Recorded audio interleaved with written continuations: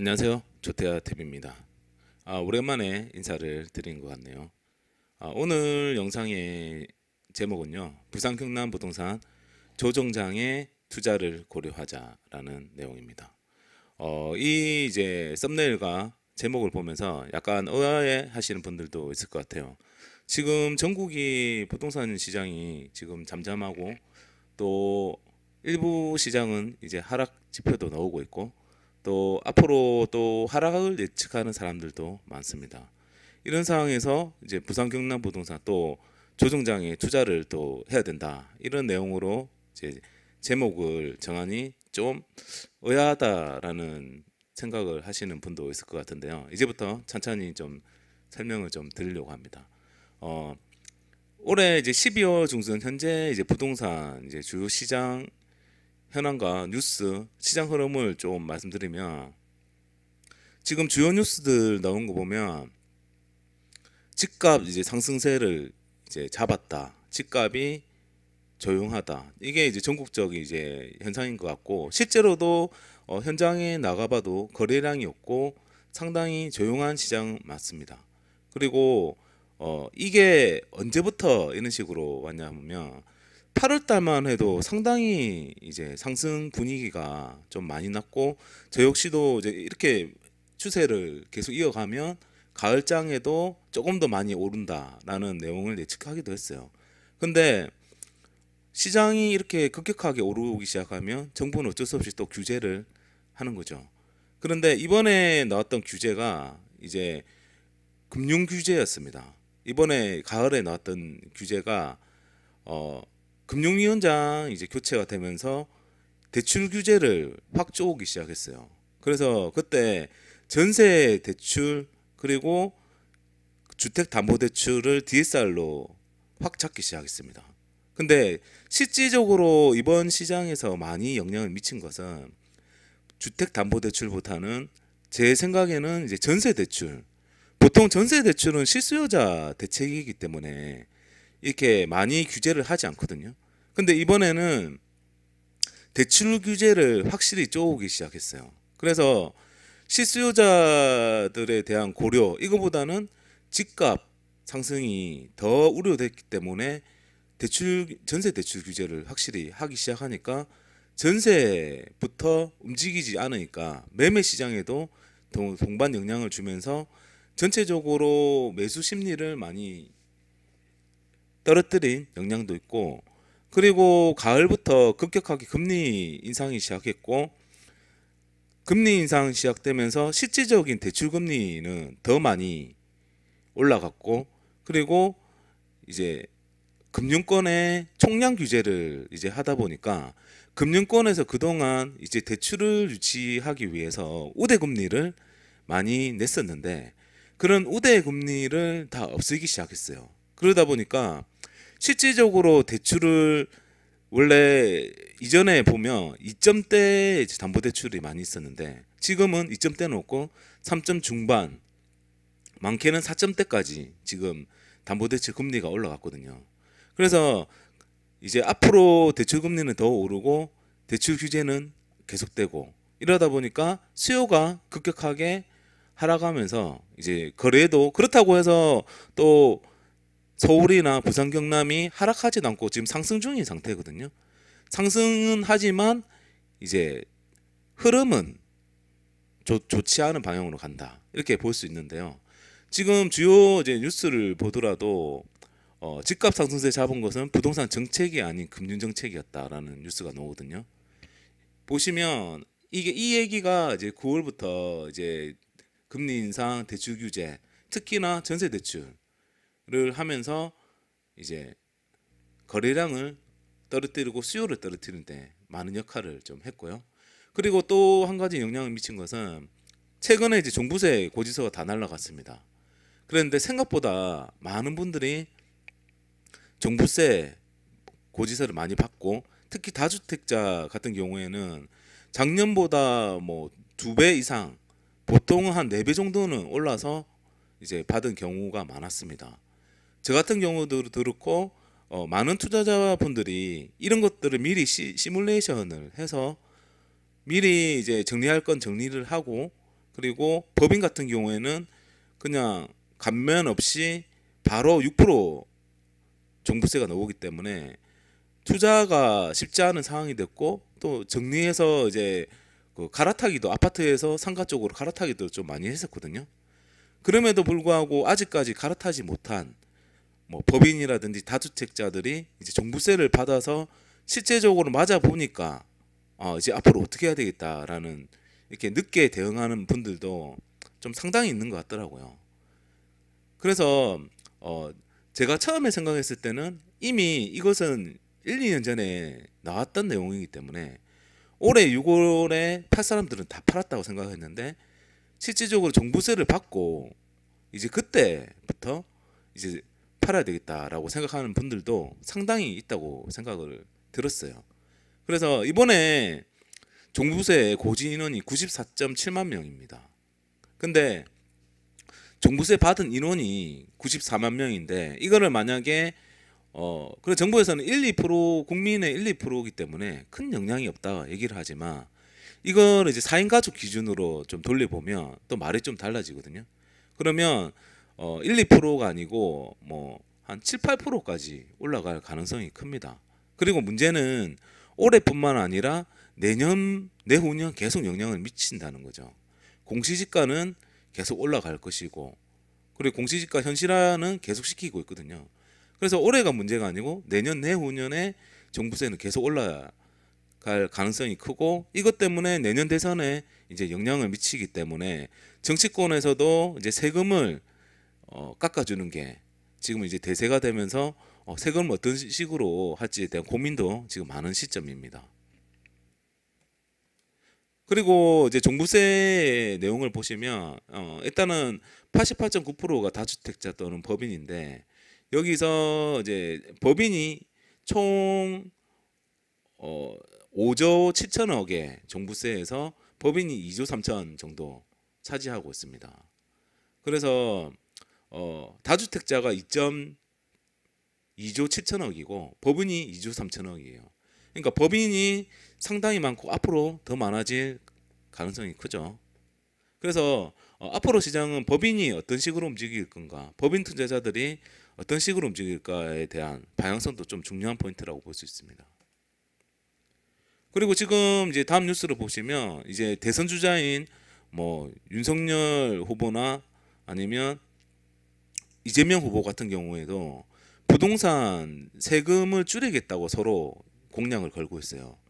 왜냐하면 보유세도 지금 많이 생각보다 많이 나와서 사람들의 조세 저항도 좀 심해지고 있고, 그리고 거래세 같은 경우 특히 보유세가 높아지면 거래세를 좀 줄이면서 다주택자들이 팔 거는 시장에 팔도록 해야 되는데, 다주택자 중과 때문에 팔지는 못하거든요.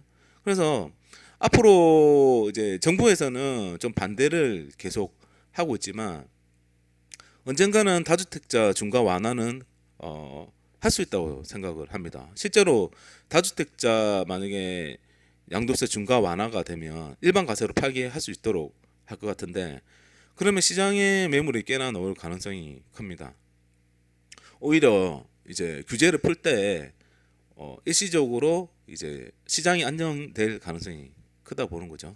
근데 다주택자 중과를 계속 하면 시장에 나올 수 있는 매물이 또 적기 때문에 또 안 좋게 갈 확률이 좀 높고요.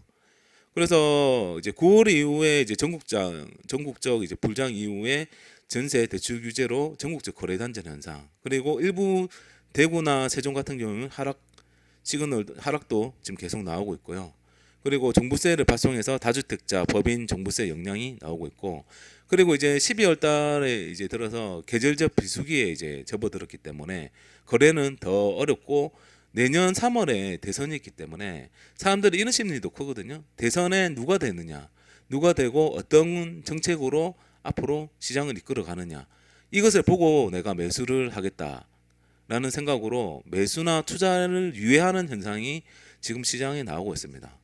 그리고 앞으로 이제 수도권이 그동안 대세였으면 이게 이제 지방으로 가느냐, 지방이 대세장이 되느냐, 이 갈림길에 놓여 있는데, 지금 일부 사람들은 그래도 똘똘한 한 채로 서울이나 아니면 수도권이 더 집중이 된다 이런 의견도 있고, 아니다, 서울과 수도권은 일단 이미 오른 만큼 올랐기 때문에 아직도 이제 공시지가 1억 미만이나 아니면 저가 시장이 형성되어 있는 지방 대도시에 투자가 대세가 될 것이다 라는 의견이 많아요.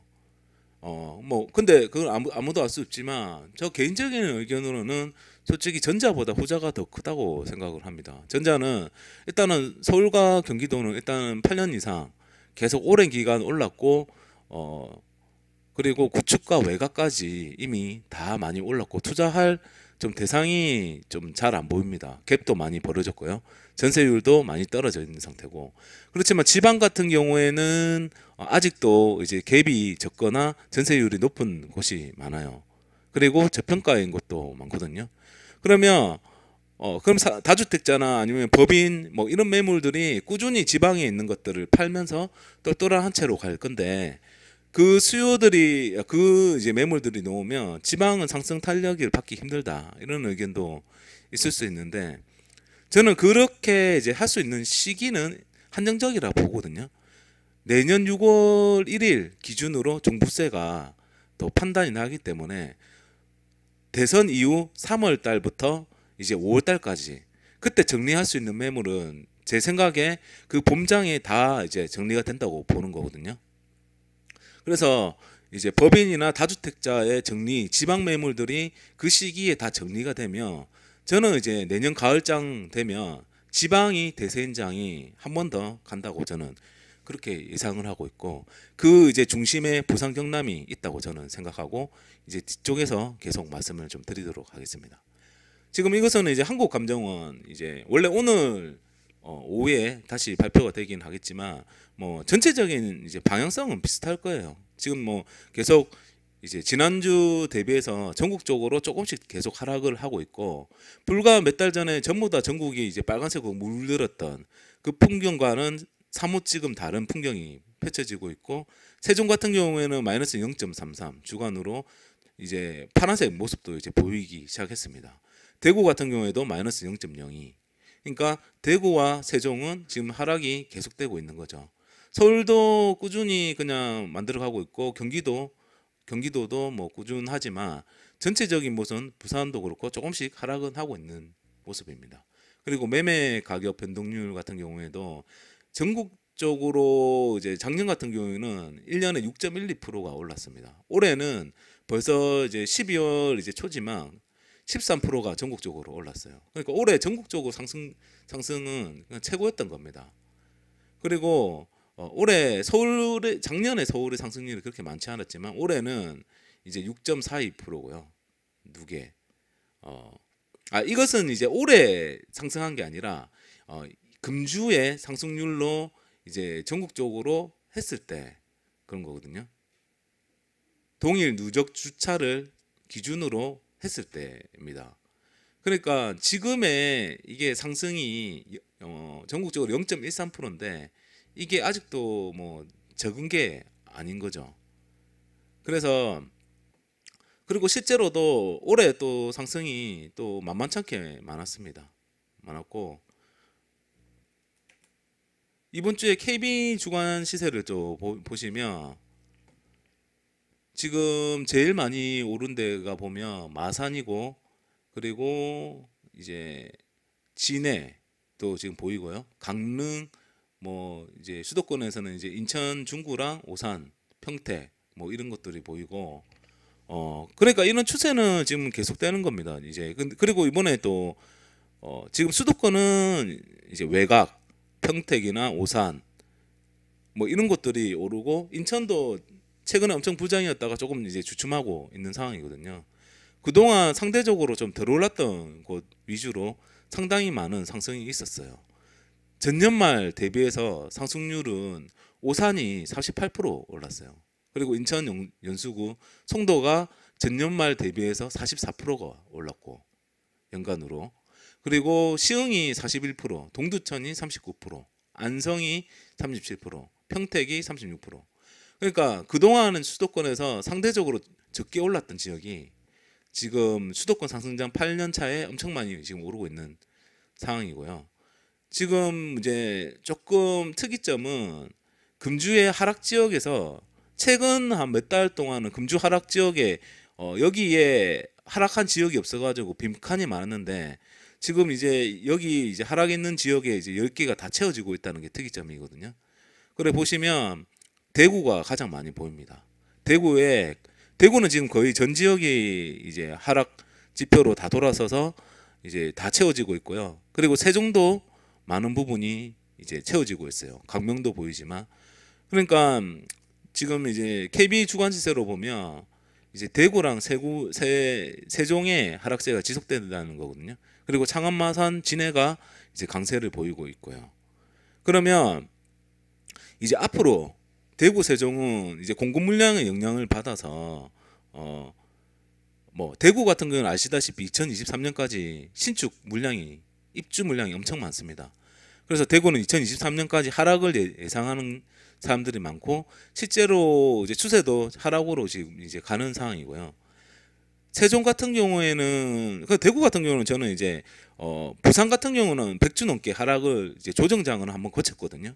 근데 대구 같은 경우에는 좀 신기하게도 이제 부산같이 화끈하게 이제 하락하는 시장을 좀 경험을 많이 못했어요. 하락을 이렇게 오랫동안이나 아니면 하락폭이 좀 높게 하락한 적이 별로 없거든요. 그리고 그래서 앞으로 이제 대구 같은 경우에는 관심 있게 계속 봐야 되는 시장 같아요. 계속 관심 있게 보다가 공급이 또 정리되는 시기가 있습니다. 그러면 그때 먼저 선진입으로 또 투자할 수 있는 방안 아니면 대구의 조정 지역이 풀린다든지 이런 시나리오를 좀 세워서 투자하는데 좀 도움을 많이 받을 수 있는 지역이 저는 대구라고 보고 있고 세종 같은 경우에는 뭐 공급 물량보다는 작년하고 올해 상승이 너무 컸습니다. 엄청나게 전국적으로 가장 많이 상승을 했기 때문에 이제 시세 차익 매물이 많이 나오면서 이제 하락이 좀 되는 거고 이것은 뭐 수요가 이제 줄어들면 그동안 많이 올랐던 지역이 조정받는 거는 자연스러운 현상입니다.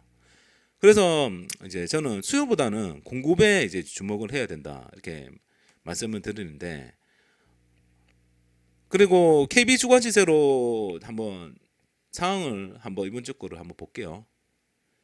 지금 이제 전국으로 이제 주간 이제 지표를 보시면 지금 8월 달 보시면 8월 이제 9월 달까지 전국적으로 분위기가 엄청 좋았습니다.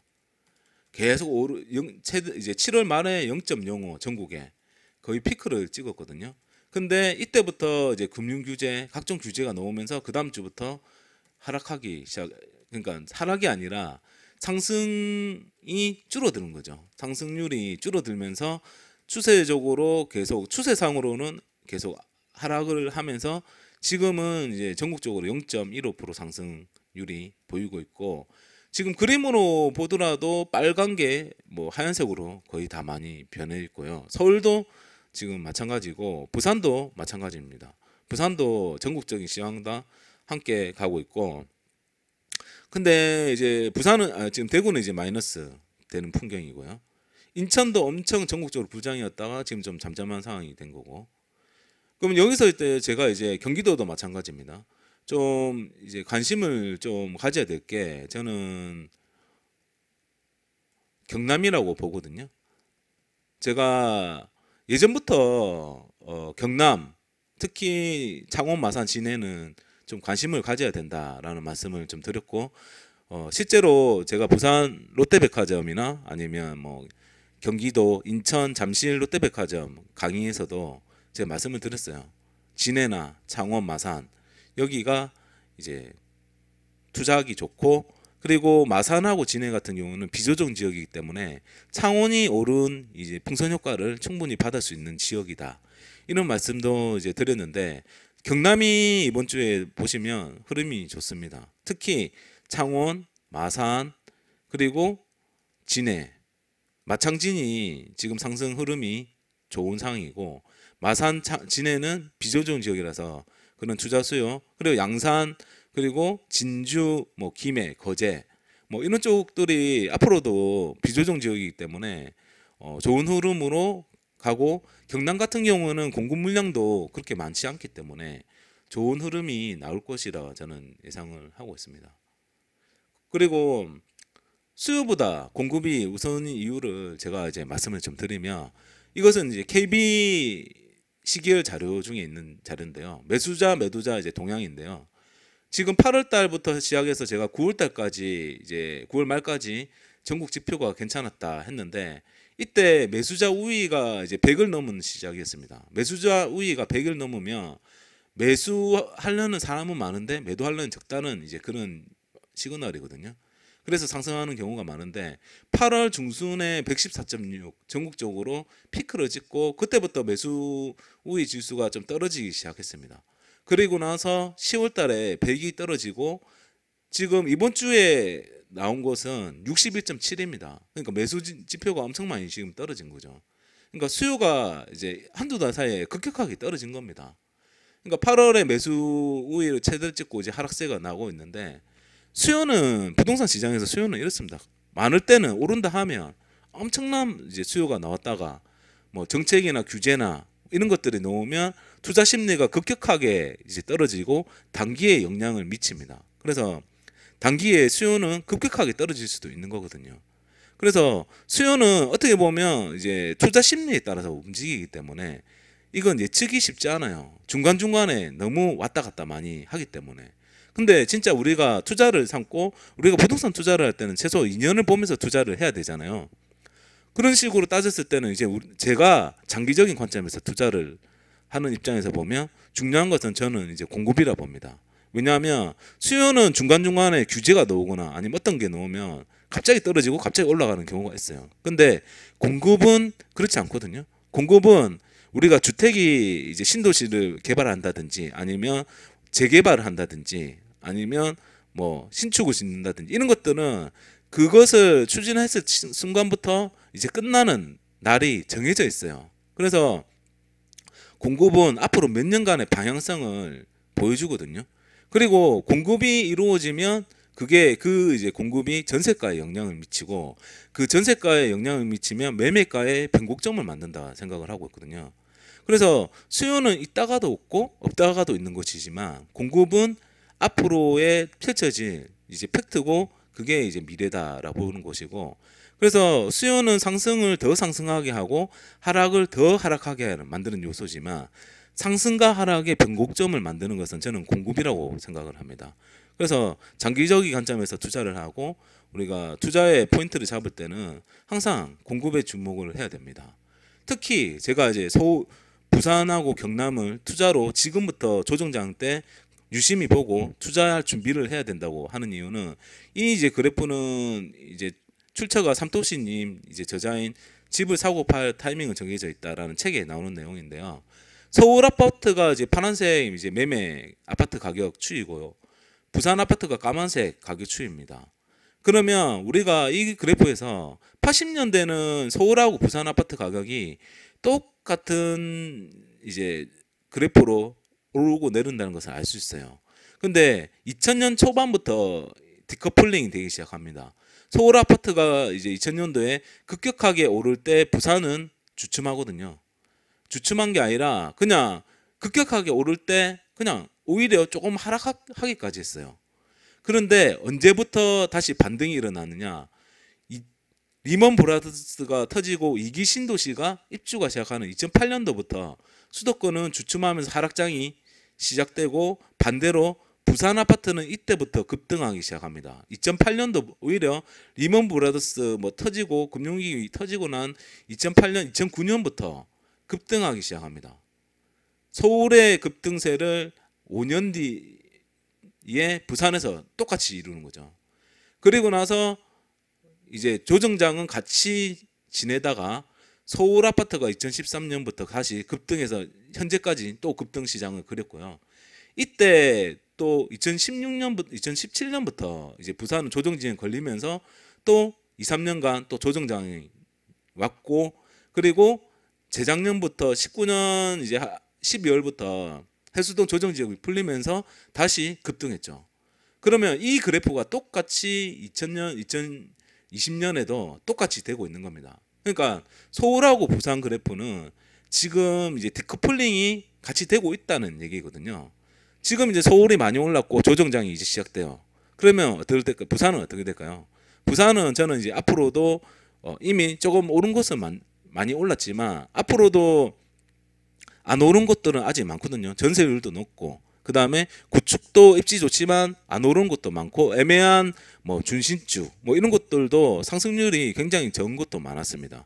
그래서 근데 이제 조정 지역이기 때문에 투자를 못해서 이렇게 좀 조용한 시장이지만 예를 들어서 조정 지역이 일부 지역이 해제가 된다든지 아니면 조정 지역 아니라도 경남으로 또 투자 수요가 움직일 가능성이 큽니다. 그래서 그리고 2024년부터는 상기 신도시 가 분양이 본격적으로 진행이 될 거고 둔촌 주공과 원베일리 입주가 됩니다. 그래서 서울의 입주가 2024년부터는 좀 많아지거든요.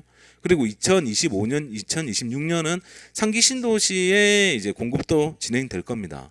그러면 수도권은 이제 좀 그 조정이 이제 그때부터는 진짜 본격적으로 하락될 가능성이 좀 크고 거기에 대한 대안이 이제 부산 경남이 될 거라고 저는 보는데 이때 반대로 부산 경남 물량은 감소 구간이 됩니다.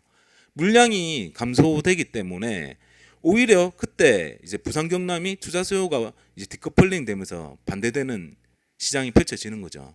지금 부산 같은 경우에도 2023년까지는 입주 물량이 좀 많은 편이에요. 왜냐하면 이때 거제 2구역과 뭐 온천 4구역 지금 이번 달 올해는 이제 동래내미안 이런 4,000세대 이상 3,500세대 이상 그런 대단지들이 입주가 되거든요. 근데 아시겠지만 2022년 이후로는 큰 대단지 공급이 없어요. 거기다가 에코델타 시티 신도시 이제 공급 끝나면 또 이제 신도시 공급도 이제 별로 없어집니다. 그리고 대체적인 경남의 이제 공급도 앞으로 5년간은 별로 없을 예정입니다. 그리고 이제 앞으로 이제 부산 인근의 부산 신도시를 공급으로 보면 명지 신도시의 이제 2단계가 1.5만 세대 정도, 에코델타 시티가 2.5만 정도 계속 2022년까지 계속 분양이 될 예정이긴 하거든요. 이 물량이 적다고 할 수는 없지만 문제는 이거 이후로 에코델타 그 명지 신도시 이후로 부산의 신도시 공급은 이제 개발이 없다는 얘기고 그리고 뭐 물론 대저 신도시의 이제 부산 인근